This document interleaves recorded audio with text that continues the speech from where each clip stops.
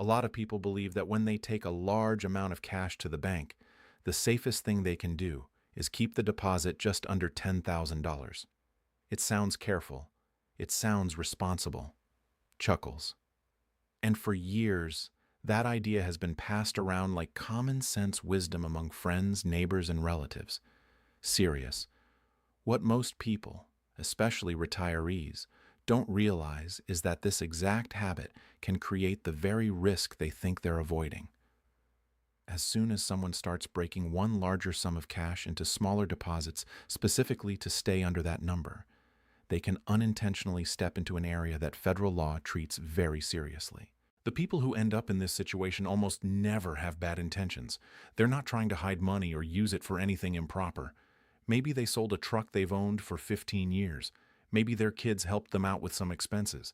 Maybe they simply shifted their own savings from one bank to another. These are completely normal life events.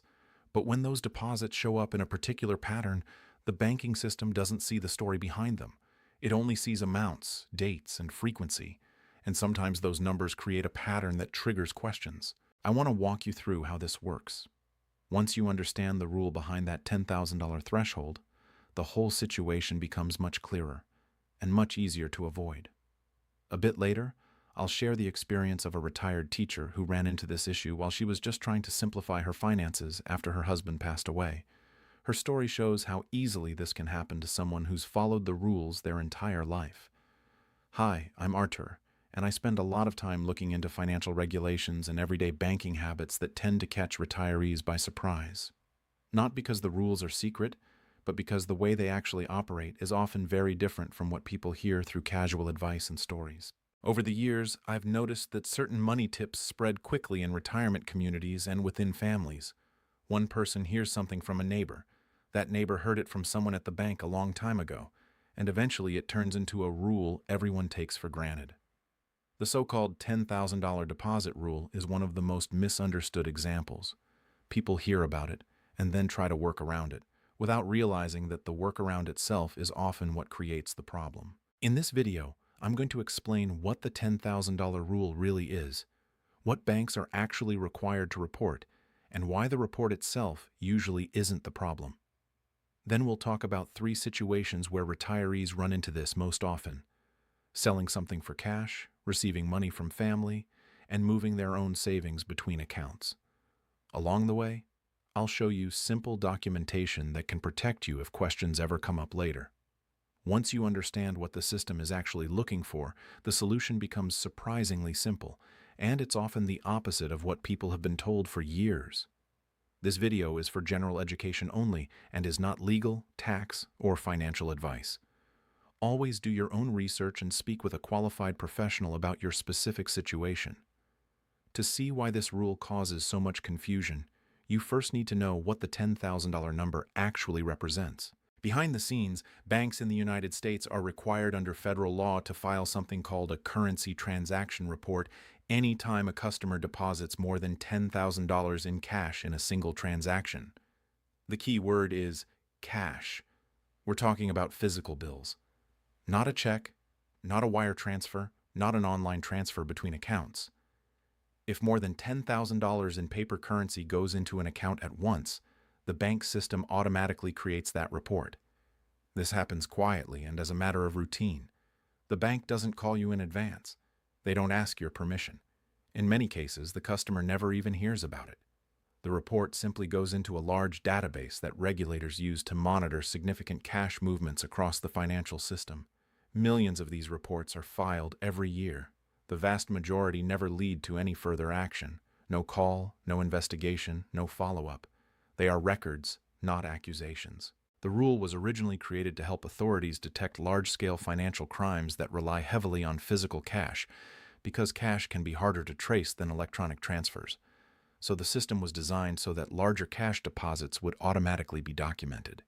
Here's the crucial point most people never hear. The report itself does not mean anyone thinks you've done something wrong.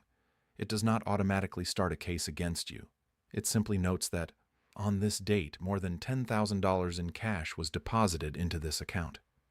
It's closer to a receipt in a huge filing cabinet than a warning light. The confusion begins with what people do after they learn about this rule. At some point, someone reasoned that if banks only report deposits over $10,000, the smart move would be to stay under that number. That idea spread. You've probably heard versions like, if you have $11,000 in cash, just put $9,000 in today and the rest later.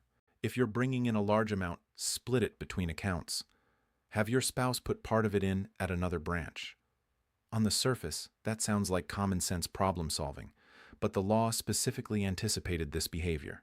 When someone intentionally breaks up a larger cash amount into smaller deposits to avoid crossing the $10,000 line, those transactions are treated very differently. That behavior has a specific name: structuring. Structuring, arranging cash deposits or withdrawals primarily to get around reporting requirements, is not just discouraged. It can be treated as a serious offense on its own. And here's where the irony comes in. The people who fall into this pattern are often trying to be cautious, not deceptive. Someone spends decades working, saving, and doing everything the right way. Then they hear well-meant advice about staying under $10,000. And suddenly the way they deposit their own money starts to look to a computer system like the kind of pattern regulators are trained to notice. Structuring is taken seriously because it was historically one of the main tactics used to move large sums of cash through banks without triggering automatic reports. Instead of depositing $50,000 at once, people would make smaller deposits over time, sometimes at different locations. Regulators learn to watch for those patterns. Modern monitoring software is very good at detecting them. It doesn't know or care whether the person making the deposits is a criminal or a retired school teacher. It simply sees repeated cash deposits that consistently land just below the reporting threshold and flags that behavior for review. This is especially frustrating for retirees because the people who end up in these situations often believed they were doing the responsible thing. They thought they were avoiding hassle. They thought they were reducing attention. In reality, the exact step they took to stay under the radar can be what brings attention in the first place. That's why understanding this rule matters. Not because depositing a large, legitimate amount of money is unsafe, and it generally isn't, but because misunderstanding the rule can lead people to make choices that create avoidable questions later. Let's talk about where this shows up most often in everyday life, because retirees tend to run into it in three main ways. The first is when someone sells something for cash, and it's more common than you might think. Often it starts with selling an item they've owned for years. Maybe it's a pickup truck that's been sitting in the driveway since they stopped using it for work. Maybe it's a boat they no longer take out, an RV that hasn't left the garage in a decade, or a classic car they've had since their kids were small. Private sales like these frequently involve cash, especially when the buyer wants a quick, no-financing deal. So imagine a buyer comes to your house, looks over the vehicle, you agree on a price, and they hand you $11,000 in cash. It's a completely legitimate transaction. Two adults agree on a price, the title is signed over, and everyone walks away satisfied. The natural next step is to go to the bank and deposit the money. When you deposit $11,000 in cash, the bank's system files a currency transaction report because the amount is over $10,000. That's it. No confrontation, no accusation, no special mark on your name. The teller may not even mention it. Millions of these reports are filed each year, and most simply sit in a database with no further action. But here's where confusion starts. Later that day, you mention the sale to a friend or neighbor, maybe over coffee or after a community event, and someone offers what sounds like helpful advice. You know, you probably shouldn't have put all that in at once. If you keep it under $10,000, the bank doesn't have to report it. That idea gets repeated all the time. Sometimes people say $9,900, sometimes $9,500 to be safe. The exact number changes, but the message is the same. Stay under the threshold. So the next time you receive a large amount of cash, maybe from another sale, maybe from something you've been holding on to, you try to follow that advice. Instead of depositing the whole amount, you split it. $8,000 today, $3,000 next week. It feels cautious and organized. But from the banking system's perspective, that pattern looks very much like someone trying to avoid the reporting rule. And that's when a completely clean transaction can start to look unusual, not because of the money itself, but because of the pattern you've created. When monitoring systems see repeated deposits that appear designed to stay just under the limit, that pattern is what attracts attention.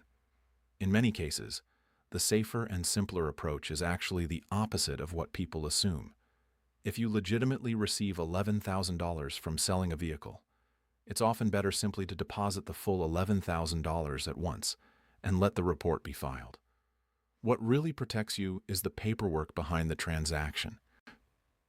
A bill of sale that shows the buyer's name and the agreed-upon price, the signed title or transfer document confirming the change in ownership, the bank receipt or statement showing when the cash went into your account. Those three documents together tell the whole story, clearly and immediately. On the rare chance that anyone ever asks about the deposit, you have a complete paper trail showing exactly where the money came from. The second situation where retirees run into confusion around this rule happens within families, and it usually starts with good intentions. As adult children become more financially secure, it's common for them to want to help their parents. Sometimes unexpected medical bills appear. Sometimes a roof or major home repair can't be put off. Other times, a child sells a business or gets a large bonus and decides they want to share some of that success.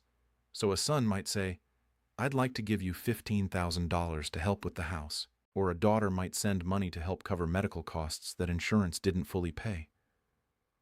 These situations are very common and, when done properly, completely legal. In fact, the tax rules around gifts are often misunderstood in the opposite direction. In many cases, the person who receives a genuine gift does not owe income tax on that money. It's usually not treated as taxable income for the recipient. The confusion starts when everyone involved tries to simplify the transfer. A son might say, "I'll send it in smaller amounts so the bank doesn't make a fuss about it." A daughter might suggest depositing some this month and some next month. A spouse might say, "Let's split it. Half goes into my account, half into yours." All of these suggestions come from the same place, trying to avoid hassle and extra questions. Unfortunately, these well-meant strategies can unintentionally create the same kind of structuring pattern we talked about earlier. A cleaner way to handle a legitimate family gift is usually very straightforward. Move the full amount in one transaction. If the money is sent by check or wire, the paper trail already exists within the banking system. The bank can see which account the funds came from and where they went, and the transfer is documented. If the gift is given in cash, the safest approach is still to deposit the entire amount at once and keep a short written record. That record doesn't need to be complicated. It doesn't require a lawyer or a notary. Something as simple as a signed, dated note is often enough. For example, "I gave amount to my parent as a personal gift on date. Signed, name." That one page, combined with the deposit receipt, creates a clear explanation. If questions ever come up years later, the answer is already sitting in your files. There's a third situation where retirees encounter this rule, and it tends to surprise people the most, because in this case, the money isn't coming from a sale or from family. It's your own money moving between your own accounts. This is exactly where the retired teacher's story begins. She had spent more than 40 years in the classroom. At age 69, recently widowed, she was trying to put her finances in order after her husband's passing.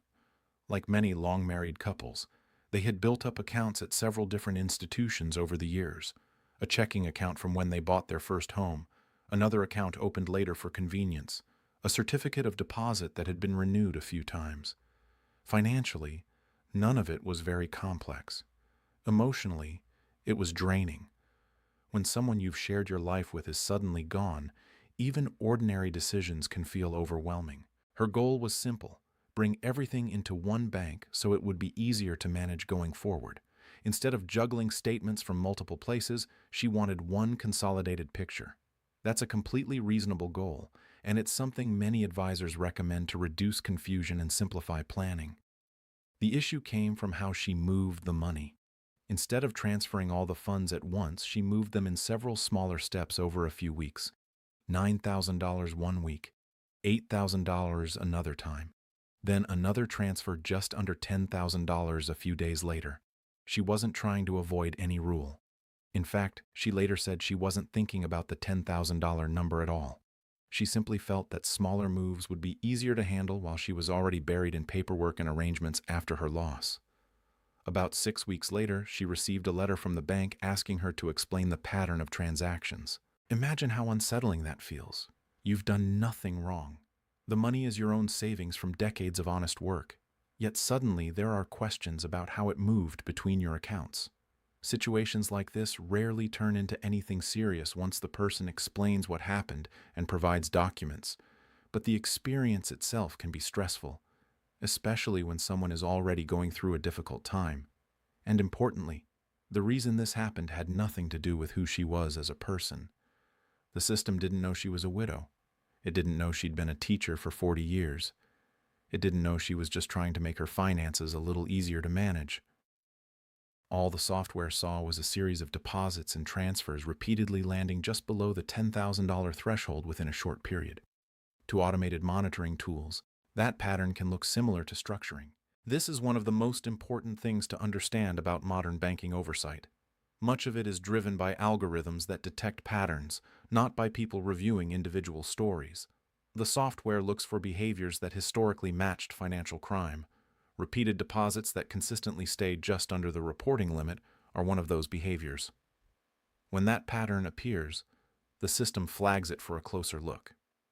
Here's what matters for anyone managing retirement savings. Moving your own money between your own accounts is perfectly legal and extremely common. People do it when they change banks, consolidate accounts, or move funds from a maturing certificate of deposit into a new account. The transfer itself is not the issue. It's the pattern of multiple, smaller moves that can create confusion. So when you need to move a large amount between accounts, the safest and simplest approach is often to make that move in a single transaction when possible. A wire transfer does this cleanly and quickly. A cashier's check can accomplish the same thing if you're moving money from one institution to another. In both cases, the transaction creates a clear record of where the funds started and where they ended up. Sometimes a bank employee will ask a brief question about the transfer, something like, "What's the source of these funds?" That's normal. They're following procedures. Your answer can be short and direct. "These are my personal savings being transferred from another account I own." You don't need a long explanation. The goal is simply to confirm that the money is from a legitimate source. The paperwork you keep in situations like this is also straightforward. A statement from the original account showing the balance and withdrawal. The wire transfer confirmation or cashier's check receipt. If the money came from a CD that matured, the notice showing the maturity and payout. Together, these documents form a clear timeline of the money's movement from one place to another. This leads to a bigger idea that many people overlook. What truly protects you is not trying to avoid reports or thresholds. It's having clear documentation that explains what actually happened. Once you understand that, the whole situation becomes less intimidating. Instead of worrying about whether a deposit might trigger a report, you focus on making sure any transaction can be explained easily if someone ever asks about it. When you look at these 5 pieces together, the bigger picture becomes clear. None of them are complicated. None require special legal training. They're just records that connect financial transactions to normal life events. Selling an asset, receiving help from family, or moving your own savings between accounts are all regular parts of managing money. Documentation simply ensures those events can be understood clearly if anyone ever needs to review them. Before we wrap up, there are a few persistent myths about the $10,000 rule that create more confusion than almost anything else. You've probably heard at least one of them. The first myth is the one we've already touched on, that depositing $9,900 somehow keeps you safe. In reality, that specific amount is one of the most frequently flagged numbers. When someone repeatedly deposits amounts just under the reporting threshold, the pattern stands out very clearly to monitoring systems. Banks are not only watching for deposits over $10,000, they're also watching for patterns that look like intentional efforts to stay below that number.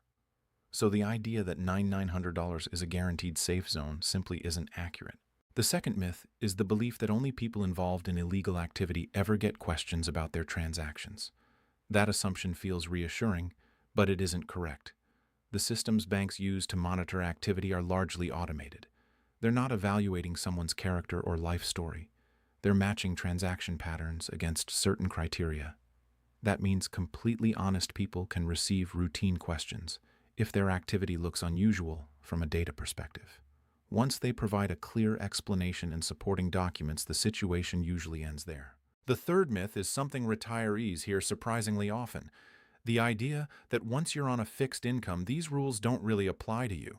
Some people assume that because they're no longer running a business or earning a large salary, their deposits won't attract any attention, but the reporting requirements don't have an age or retirement exemption. A 72-year-old depositing cash is treated the same way as a 35-year-old business owner depositing cash. The system records the transaction. Knowing that can actually be empowering, because once you understand how the rule works and what really matters, you can manage your banking with confidence and avoid accidental mistakes. When you strip away the confusion, the rumors, and the half-true advice about the $10,000 rule, the core reality is simple. The system was designed to track large movements of physical cash to help detect serious financial crime. It was not created to trap retirees who sold a truck, received help from their children, or consolidated savings after many years at the same bank. But misunderstandings can turn a straightforward rule into an unnecessary source of anxiety. The key thing to remember is that the report itself usually isn't the issue. If you deposit more than $10,000 in cash, the bank files the report automatically, and, in most cases, that's the end of the story. Millions of these reports are filed every year with no follow-up at all. Complications tend to appear when people try to work around the reporting rule by splitting legitimate transactions into smaller pieces. So if there's one idea I want you to remember, it's this: don't break up a legitimate cash deposit just to stay under the reporting number. That single habit is often what creates the pattern monitoring systems are designed to detect. Instead, handle genuine transactions openly and keep a small set of records that explain what happened. In practical terms, that comes down to 3 simple habits. First, deposit legitimate money in full rather than slicing it up. If you sold something for $11,000, deposit $11,000. If a family member gives you $15,000 to help with expenses, deposit the full amount. Let the normal reporting process happen and move on. Second, keep simple documentation that explains each transaction.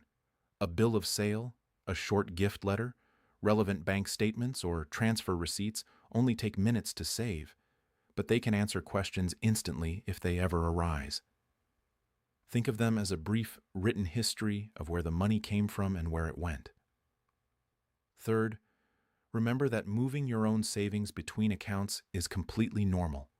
When you can, move the funds in one clean transaction and keep the bank's confirmation. Clear transfers with clear records rarely cause confusion. When people get into trouble around this rule, it's almost never because they intentionally did something dishonest. It's usually because they followed advice that sounded helpful but was backwards. Someone told them to stay under the number. Someone suggested breaking up deposits. Someone believed avoiding the report was the safest move. In reality, openness and documentation are what keep things simple. Now that you know how this rule actually works, you're already in a stronger position than most people. Instead of relying on second-hand advice, you understand what the banking system is designed to look for and how normal transactions fit into that process. That knowledge alone can help you avoid the mistake that catches so many people by surprise. Before you go, I'd like to hear about your experience. Everyone's situation is a little different depending on where they live and what kinds of transactions they deal with most. If you're comfortable sharing, leave a comment with your state and the type of situation you see most often: property sales, family gifts, or moving savings between accounts. I read every comment, and they're extremely helpful in deciding what to cover next. Thanks for spending this time with me, and I'll see you in the next video.